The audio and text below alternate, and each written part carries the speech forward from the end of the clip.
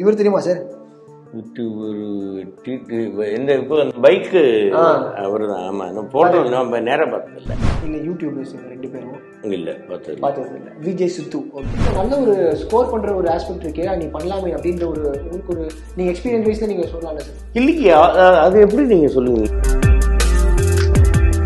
என்றாக இருந்தாலும் ஒரு நாளைக்கு எல்லாரும் போய் தான் ஆகணும். திடீர்னு இந்த மாதிரி ரொம்ப பழகினவங்க வந்து நம்மளை விட்டு பிரியும் போது வேதனையாக தான் இருக்கு. நீங்கள் உங்களுக்கு மனக்கசப்புகள் நிறைய நடந்திருக்கலாம் சினிமா இண்டஸ்ட்ரியில்.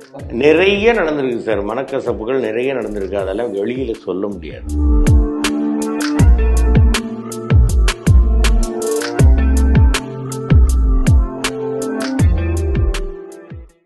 நான் ஒரு 4-5 போட்டோ காட்டுறேன் சார், இவங்களை பார்த்துருக்கீங்களா இல்லையா அப்படின்ற மாதிரி ஒரு இதுதான். சரி, இவர் இது யாருன்னு தெரியலையே. பாண்டி மாதிரி இருக்கு, கணக்கானும் காலம் பாண்டி மாதிரி இல்லையே. இல்லை யூடியூபர்ஸ் இவங்க ரெண்டு பேரும். இவங்க இந்த ஃபன்னா அந்த ஒரு ஸ்கிட் மாதிரி அவங்க பண்ணிட்டு இருப்பாங்க. பார்த்ததில்லை சார். ஸோ இவர் தெரியுமா சார்? இந்த இப்போ அந்த பைக்கு அவர் தான். ஆமாம், அந்த ஃபோட்டோ நம்ம நேராக பார்த்ததில்ல. ஓகே, பட் இவரை பற்றி தான் சார் நினைக்கிறீங்க? அந்த வண்டி ஓட்டுறது இந்த இதை பற்றி ஏதாச்சும்? இல்லை, அது அவருக்கு பிடிச்சிருக்கு. இருந்தாலும் என்னுடைய அட்வைஸ் என்னன்னா, அது கொஞ்சம் ரிஸ்க் தானே, இருக்கு ஆபத்து அப்படிங்கிறது. ரைட்டு, அது அவருடைய இஷ்டம். என்ன பண்ணுறாரு எது பண்ணுறாரோ அப்படிங்கிறதெல்லாம் அது அவங்கள அதில் ஒரு த்ரில் அவருக்கு கிடைக்குதுன்னா அவர் பண்ணுறாரு. பட் அது ரிஸ்க்கு அப்படிங்கிறது தான். பெற்றோர்களுக்கு எப்போவுமே அது வயத்தில் வந்து நெருப்பு கட்டிக்கிட்டு இருக்கிற மாதிரி தானே. இவங்க சார்? இவர் பார்த்துருக்கிறேன் எங்கேயோ, ஆனால் கரெக்டாக தெரியல, நேரம் மீட் பண்ணதில்லை. பட் ஏதாவது வீடியோஸில் ஏதாவது ஃபார்மேட்டில் ஏதாவது பார்த்துருக்கேன். ஃபோர்த் இவர் இல்லை, பார்த்தது இல்லை. விஜய் சித்து ஓகே, ஃபோர்த்து. ஸோ இப்போ இவங்க தான் சார் இப்போ சும்மா சோஷியல் மீடியாஸ்லேயும் நிறைய விஷயங்கள்லையும் பூம் ஆகிட்டு இருக்காங்க சார். நீங்கள் ஒரு இடத்துல சொல்லியிருப்பீங்க, நம்மளுக்கு பின்னாடி வந்தவங்க வந்துட்டு நம்மளை விட அதிகமாக சம்பளம் வாங்குறவங்களா இருக்கலாம். அண்ட் இப்போது அந்த ரீசெண்ட் டைம்ஸ் பூமாக இருக்கவங்க வந்து படத்தில் நடிக்கிறாலும் சஸ்டெயின் ஆகிறதை தாண்டி நாங்கள் அப்போலேருந்து இப்போ இருக்கிறக்கும் ஒரே நிலையில தான் ஓடிட்டு இருக்கோம். பட் இவங்க அப்பப்போ ஏறி இறங்குவாங்க, அது தெரியாது அப்படின்ற. இது எப்படி சார் சின்ன பசங்களுக்குலாம் எங்களுக்கு பாதி பேர் புரியாதுல்ல சார், இது எப்படி சார் இப்போ சொல்கிறீங்க? இல்லை, அதாவது நீங்கள் வந்து ஒரு இடத்துக்கு வந்து விட்டுருக்கீங்கன்னா அந்த இடத்துல நிலைக்கணும், அதுக்கு மேலே போகணும், கீழே இறங்கி விடாமல் பார்த்துக்கணும். அதுக்கு வந்து முக்கியமாக உங்களுடைய பிஹேவியரு, உங்களுடைய பழக்க வழக்கம், மற்றவர்கள்ட்ட நீங்கள் எப்படி நடந்துக்கிறீங்க அப்படிங்கிற ஒரு தன்மை அப்படிங்கிறத பொறுத்து தான் இது எல்லாமே வருமே ஒழிய. மற்றபடி வந்து எனக்கு நான் யாரையும் குற்றமாக சொல்லலை, எதுவும் குறையாக சொல்லலை. அவங்கவுங்க வந்தோமா, அப்போ அந்த இடத்துல வந்து நம்ம நிலைக்கணும், அந்த இடத்துல பிரயாணம் பண்ணணும். நம்ம காலம் வரைக்கும் வந்து நிச்சயமாக வந்து 4 பேர் வந்து நல்ல ஒரு மனுஷன் இருந்தாலும், நல்ல ஆர்டிஸ்டியா அப்படி எந்த துறையில் இருந்தாலும் சரி, அந்த இடத்துல ஒரு நல்ல பெயர் வாங்கணும் அப்படிங்கிறது தான் எனக்கு. மற்றபடி வேற ஒன்றும் எனக்கு சொல்கிறதுக்கு தெரியல. என்னை பொறுத்த வரைக்கும் இதுதான், நிலைத்திருப்பது பெரிய விஷயம். ஓகே, 2023 வந்துட்டு உங்கள் நண்பர்களாக இருந்த மயில்சாமி அவர்களும் அதுக்கப்புறம் வந்து மனோபால் அவர்களும் நிறைய பேர் இருந்தாங்க. ஸோ இப்போ அவங்க தவறிட்டாங்க.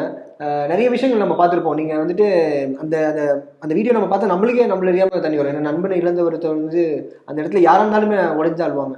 ஸோ இப்போ அந்த மொமெண்ட்லலாம் நீங்கள் எப்படி மிஸ் பண்ணுறீங்க? ஆட்டோமேட்டிக்காக கையில் ஃபோன் போகும் டக்கு. இல்லை, அவங்க நான் மயில்சாமி வீட்டு வழியாக தான் எங்கேயும் கடைக்கு போகிறதுனாக்க போகணும். மனோபால அண்ணனுடைய ஃபோன்லேருந்து அவருடைய மகன் வந்து இப்போ டெய்லியும் மெசேஜ் அனுப்பிச்சிக்கிட்டு இருக்கிறாரு. ஸோ என்றாக இருந்தாலும் ஒரு நாளைக்கு எல்லாரும் போய் தான் ஆகணும். பட்டு அது திடீர்னு இந்த மாதிரி ரொம்ப பழகினவங்க வந்து நம்மளை விட்டு பிரியும் போது வேதனையாக தான் இருக்குது.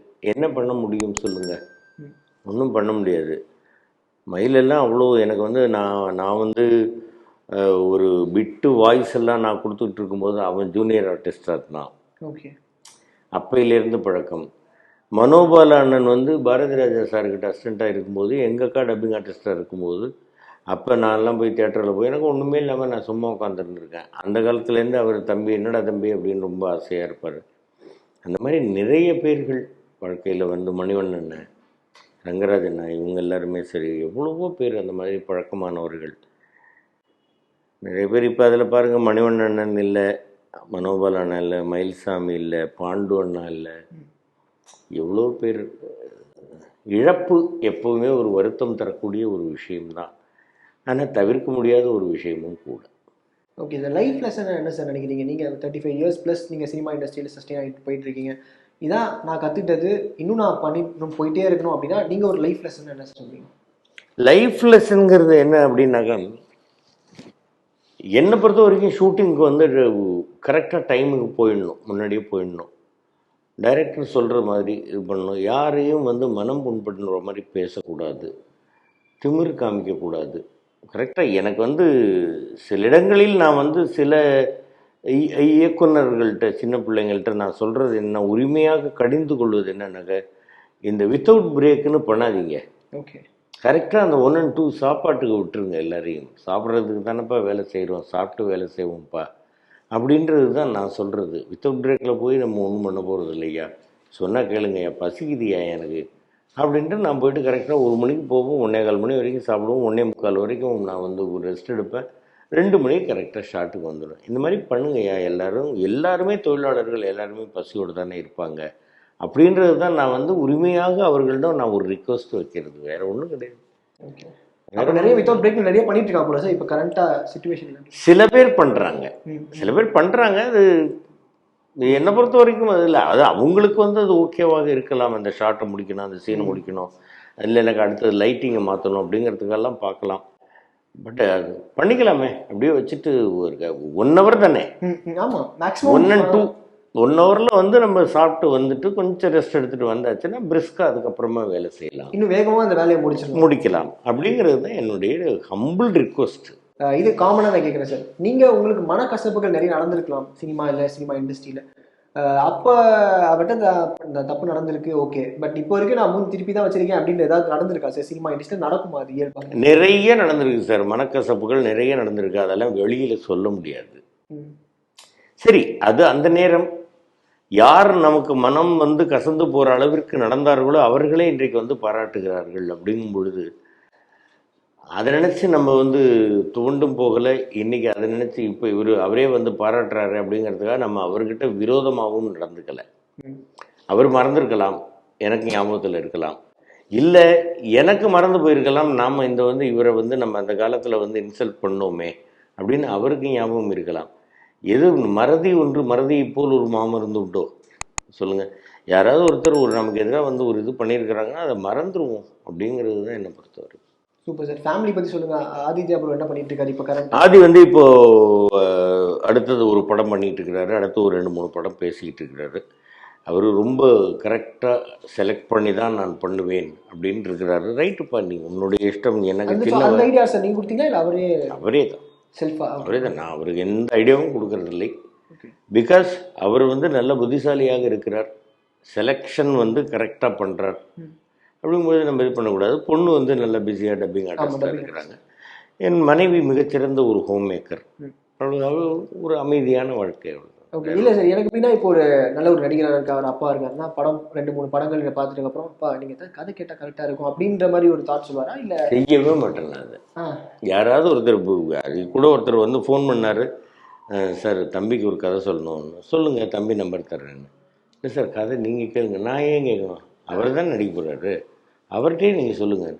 எனக்கு பிடிச்சிருக்கிற கதை அவருக்கு பிடிக்காம இருக்கலாம்.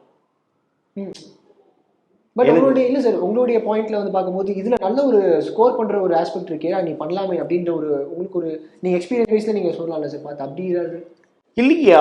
அது எப்படி நீங்கள் சொல்லுவீங்க? என்னுடைய காலங்கள், என்னுடைய இது டேஸ்ட் வேறு இல்லையா? அவருடைய டேஸ்ட் மாதிரி இருக்கலாம் இல்லையா? அவருக்கான விஷயத்தை அவர் தேர்ந்தெடுப்பது அவருக்கு உரிமை இருக்குது. நான் எந்த காலத்துலேயும் அவர் கதை கேட்குறதில்ல. நான் 96க்கு எனக்கு வந்து அந்த மாதிரி உங்கள் பையனுக்கு ஒரு கேரக்டர்னு சொல்லும்போது கூட்டிகிட்டு போய் ஆஃபீஸில் விட்டு பையன் பார்த்துங்க அப்படின்ட்டு வந்துட்டேன். ஓகே, ஸ்டார்டிங் ஃபர்ஸ்ட் ஃபிலிம் அவ்வளோதான். அதுக்கப்புறமா நான் வந்து ஷூட்டிங் ஸ்பாட்டுக்கு போகல, ஒன்றும் பண்ணல, டப்பிங் நடக்கும்போது போகல, எதுக்குமே போகல. படம் ப்ரொஜெக்ஷன் போடுற அன்றைக்கி போய் பார்த்தேன், பார்த்துட்டு கட்டி பிடிச்சேன், நல்லா இருக்கியா அப்படின்ட்டு ஒரு பாராட்டினேன், டைரக்டரை பாராட்டினேன், எல்லாரையும் பாராட்டினேன், அவ்வளோதான். நீங்கள் வந்து உங்களுக்கான நல்ல விஷயம் எதுங்கிறது தீர்மானிக்கிறதுக்கு உங்களுக்கு வந்து அதற்கான தகுதி இருக்கணும், அவ்வளோதான். அதில் வந்து நான் தலையிடக்கூடாது. அது மகனாக இருந்தாலும் சரி, மகளாக இருந்தாலும் சரி. ஓகே, என்னுடைய பெர்ஃபார்மன்ஸில் வந்து அவங்க யாராவது இப்படி பண்ணுங்க அப்படின்னு சொன்னாங்கன்னாக்க வந்து அது கரெக்டாக இருந்தால் எடுத்துக்கலாம்.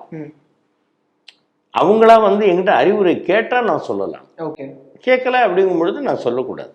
ஓகே, இல்லை நான் காமனாக வெளிலேருந்து பார்க்கும்போதே ஒரு விஷயம் இருக்குல்ல சார், செலிபிரிட்டியாக இருக்காரு, உள்ளே நிறைய விஷயங்கள் தெரியுது, வாய்ப்புகள் தேடி அழிய தேவையில்ல, 2-3 டேரக்டர் பேரை சொன்னால் அவங்களே வந்து கதை சொல்லுவாங்க, இப்படின்ற ஒரு விஷயம் தான் வெளில இருந்து பார்க்கும்போது இருக்கும். பட் ஆனால் இவருமே டேரக்டாக அப்ரோச் பண்ணுறாரா சார்? படங்களுக்காக வாய்ப்புகளுக்காக போகிறாரா? நம்ம பார்த்துட்டு தான் இருக்காரு. முயற்சி நிச்சயமாக பண்ணித்தானே ஆகணும். நானும் அப்படித்தானே பண்ணேன், நானும் அப்படித்தானே வந்தேன். நான் பார்க்க மாட்டேன், வீட்லேயே உட்காந்துருப்பேன். நீங்கள் தான் எல்லோரும் வந்து என்ன பார்க்கணும்னு சொன்னாக்க அது தப்பு. இது பறவை கூட விடிய காலத்தால் கிளம்பி போனால் தான் அதுக்கு இறை கிடைக்கும். அது பாட்டுக்கு இருக்கிறது கூட்டிலே உட்காந்துருந்தாக்கா அங்கே வந்து புழு விழுமா விடாது, அந்த மாதிரி கிடையாது. ஓகே, போய்த்தானே ஆகும். சூப்பர். எங்களுக்கு எல்லாமே கடைசி கொஸ்டின் ஆச்சு, அக்கா வாங்கி கொடுத்த புல்லட் எப்படி இருக்கு? இருக்கு, நல்லா இருக்கு. நம்ம அதை எடுத்து ரைடு எப்பயாச்சும் அதெல்லாம் பண்ணுவோம், அதெல்லாம் போயிட்டு தான். Super sir. ஸோ நிறைய விஷயங்களை ஷேர் பண்ணீங்க, தேங்க்யூ ஸோ மச் சார். ரொம்ப நன்றி. எல்லோருக்கும் என்னுடைய பணிவான வணக்கங்கள். பார்க்கிங் படத்தை பாருங்கள், வெற்றி படமாக ஆக்கியிருக்கீங்க, இன்னும் பெரிய வெற்றி படமாக்குங்க அப்படின்னு எல்லாரையும் நான் ரிக்வெஸ்ட் பண்ணிக்கிறேன். Thank you very much. Thank you. Thank you.